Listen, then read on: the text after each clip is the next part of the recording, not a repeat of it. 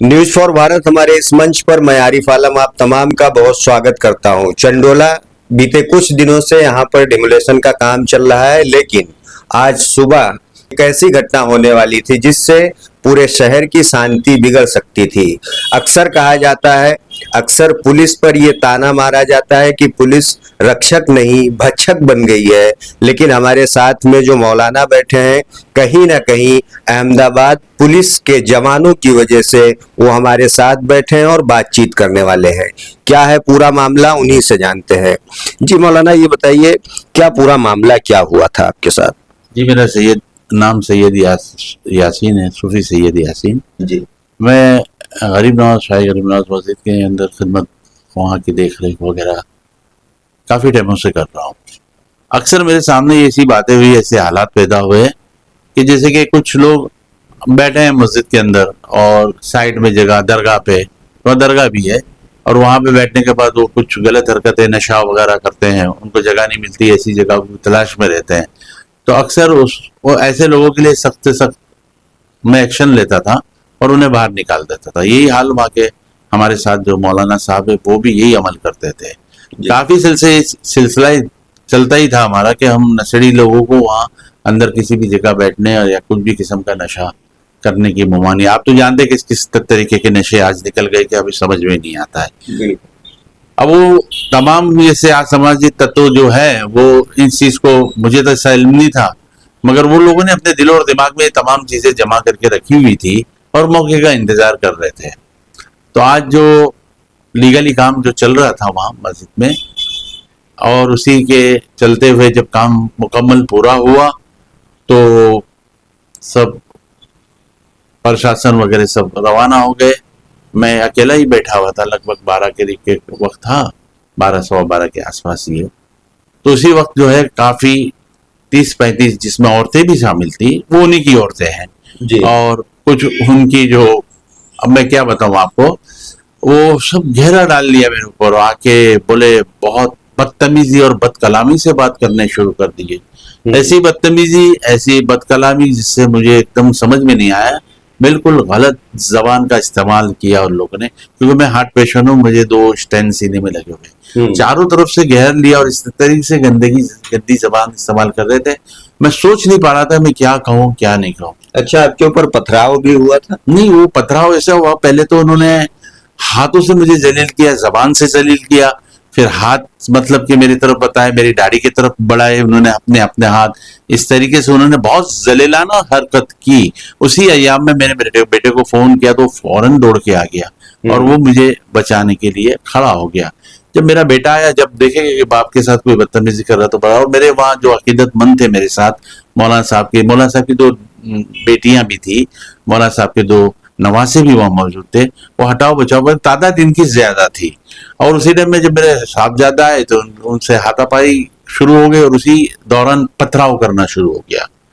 और पथराव से जो है मौलाना साहब की बड़ी साहबजादी के पेशानी पे, मतलब उनको लगा खून लहू लुहान हो गया, मेरी पीठ पे लगा, और मौलाना साहब के भी पैरों पे पत्थर बरसाए गए। अल्लाह का एहसान है कि मौलाना साहब के नवासों ने मुझे घेर पीछे खड़े हो गए थे। मेरे साहबजादे के हाथ पे बहुत तेज धार छुरी से हमला किया, हालांकि उसके पेट पे हमला करने गए थे, मगर उसने हाथ आगे कर लिया तो उसके हाथ पे वो निशान आ गया घाव का, और बहुत ही खतरनाक जो है मेटल का पत्थर उसकी पेशानी पे मारने की कोशिश की तो नाक पर जो है, आंख और नाक के बीच में लगा, और एक पत्थर उसकी आंख पे लगा।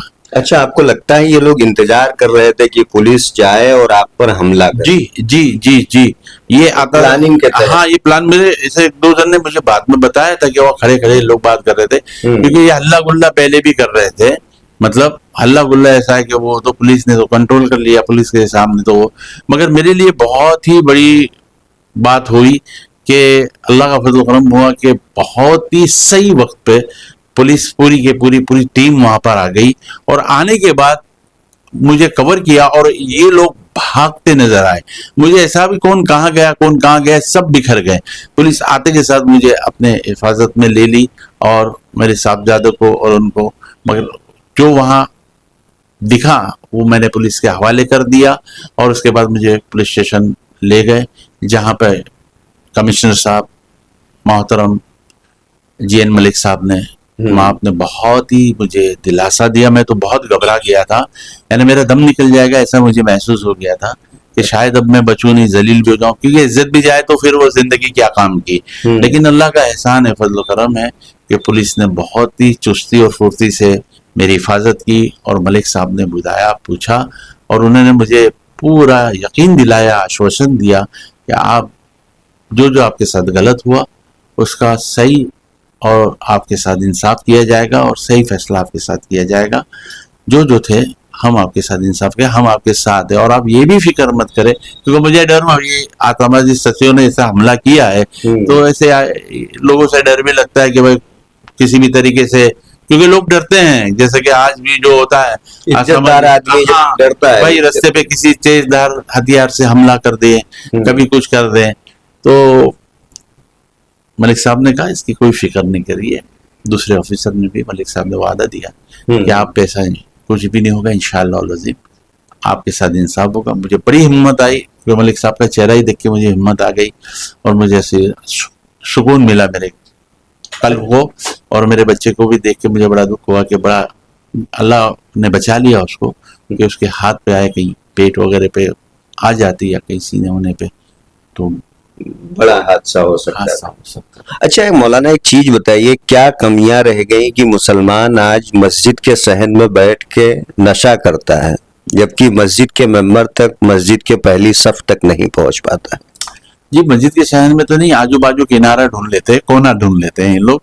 सहन में बैठने की तो खैर इनकी ताकत नहीं है, बहुत बेशर्म हो तो वो सहन में बैठे। बाकी मस्जिद में से जो दरगाह होती है, जहाँ मस्जिद से दरगाह जुड़ी होती है, तो ऐसा कोई कोना वगैरह देख लेते हैं, वो कोने में बैठ के आराम से ये नशा करते हैं। और बोलने के बाद यानी समझे कि जो मना करने वाला, बोलने वाला, इन्हें सख्त दुश्मन की नजर से देखते हैं, सख्त दुश्मन की नजर से कि भाई तेरे बाप का क्या जाता। मगर वो एहतराम और अदब का मुकाम है और नशा तो इस्लाम में हराम है। और आज तो किस किस किस्म के नशे निकल गए, कुछ समझ में नहीं आता है कि अल्लाह रहम करे। आदमी आता है, खड़े रहता है, आंखें झुकी झुकी होती है और बात करने की कोई तमीज नहीं होती। मेरे साथ तो आज बहुत खराब हादसा हुआ, बहुत खराब हादसा हुआ, क्योंकि मैं एक सूफी हूँ, आलिम हूँ, एस्ट्रोलॉजर हूँ, रूहानी अमलियात का माहिर हूँ। मेरी 400 पेज की किताब है, मैं राइटर भी हूँ। गुजराती मैंने रूहानी किताब, हर मुश्किलों का हल, रूहानी अमल, ये मेरे ख्याल से 2026 में रिलीज हो जाएगी। और ये पत्थरों के ऊपर भी मैंने रिसर्च किया है, वो किताब भी गुजराती में इंशाअल्लाह अज़ीम ये 2026 में रिलीज हो जाएगी। शरीयत भी तो नशा के लिए मना करता है खुले तौर पे। जी बेशक, शरीयत में तो नशा बिल्कुल बिल्कुल हराम है और सेहत के लिए भी ये बहुत ही मतलब गलत चीज है। आपको कई कई जात की बीमारियों का शिकार कर देता है, आपके फेफड़े खलास हो जाते हैं, आपको सोचने समझने की ताकत नहीं रहती है और आप जो है वो सही और गलत की पहचान आपके अंदर नहीं रहती है। तो मेरे तो बस नौजवानों से गुजारिश है कि किसी किस्म का भी नशा आप ना करे तो बेहतर है। देखो, एक अदब आदाब भी होना एक इंसान की जिंदगी में जरूरी है। हाँ, जो बदतमीजी और जो बेहुदगी और बदकलामी करते हैं वो इंसान भी इसी कैटेगरी में आते हैं, असामाजिक तत्वों में आते हैं। वो अच्छे और नेक इंसान में नहीं आते, जिनकी जबान पर हर वक्त शैतान राज करता है, शैतान बैठा होता है। वो लोगों को अपनी बदकलामी से उनके दिल और दिमाग को तकलीफ पहुंचाते हैं। ऐसे शख्स जैसे गालम गलोच ये भी असामाजिक तत्वों में होते हैं। ऐसे लोगों से भी बहुत डर लगता है और इनसे दूर रहने का दिल करता है। अच्छा, आपको लगता है ऐसे लोगों का इस्तेमाल भी किया जाता है? हाँ, जी, अब बहुत अच्छी तरीके से। जैसे कि अभी है सामने एक शख्स है, उसे किस तरीके से, किस जरिए से उसको परेशान किया जाए।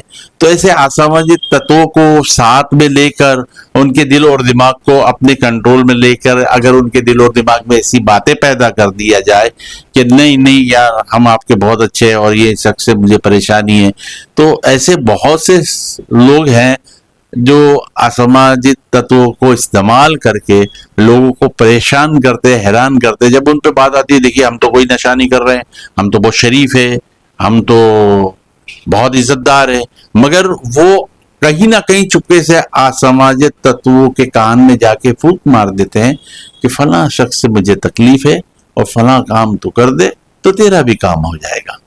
तो ऐसे शख्स भी बहुत है, अल्लाह इनसे भी बचाए। क्या मांग है आपकी अब पुलिस से? नहीं, बहुत मुझे इत्मीनान और सुकून मिला है। पुलिस डिपार्टमेंट की मैं तारीफ करता हूँ, खास करके सनपुर की और जे एन मलिक साहब की, तमाम पुलिस डिपार्टमेंट की मैं कि मुझे वक्त पे आके उन्होंने प्रोटेक्शन दिया और मुझे हिम्मत दी, और आगे भी हिम्मत, क्योंकि वो पुलिस डिपार्टमेंट है, उन्हें अच्छे और बुरे की काफी अच्छी समझ होती है।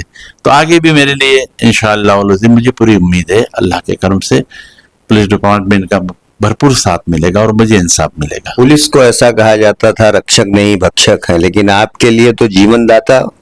जी, बेशक बेशक, मेरी 65 इयर्स की उम्र है और मैंने मेरे लाइफ में नहीं सोचा था कि ऐसा हादसा, ऐसा माहौल मेरे साथ पैदा हो जाएगा। नंगी नंगी जबान से मुझे औरतें और नंगे नंगे अंदाज से मुझे जो ये असामाजिक तबके लोग, लड़के और जो आदमी मुझे गुफ्तगू कर रहे थे, ऐसा लगता था कि इनके घर का खजाना मैंने लूट लिया। मुझे बड़ी दुख और बड़ा दहशत हो गया था, मगर मैं सलाम करता हूँ जे एन मलिक साहब को, सलूट करता हूँ कि ऐसे जिम्मेदार अफसर होते हैं तो हम इज्जतदारों की इज्जत की भी हिफाजत होती है और जिंदगी की भी हिफाजत होती है सर। तो ये थे मौलाना जिन्होंने अपनी पीड़ा बताई। अहमदाबाद में आज चंडोला जो तालाब है उसके आसपास में जो कुछ मकान बचे रह गए थे, उसका तीसरे फेज का डेमोलेशन था। सुबह ही मौलाना के ऊपर हमला किया गया, या यूं कहा जाए कि मौलाना की इज्जत को सरेआम नीलाम करने की कोशिश की गई, लेकिन मौके पर पुलिस पहुंची और इनकी इज्जत को बचा लिया, क्योंकि उन लोगों ने इनके ऊपर ना हमला किया था बल्कि इनके दाढ़ी को भी पकड़ने की कोशिश की थी, जबकि दाढ़ी का मुसलमानों में एक अलग मकाम है। ऐसे में पुलिस कहीं ना कहीं मौके पर पहुंची और इनके जान की नहीं, इनके माल की, इनके दाढ़ी की, तमाम चीजों की हिफाजत की। ऐसे में बड़ा सवाल ये है कि जो मामला इसनपुर पुलिस स्टेशन में पहुंचा है, अगर पुलिस इस मामले की गहराई से, गंभीरता से जांच करे तो जल्द ही वो आरोपी पकड़े जाएंगे, और अगर वो आरोपी पकड़े जाते हैं तो ऐसे इज्जतदार लोग एक बार फिर से अपनी जिंदगी को आसान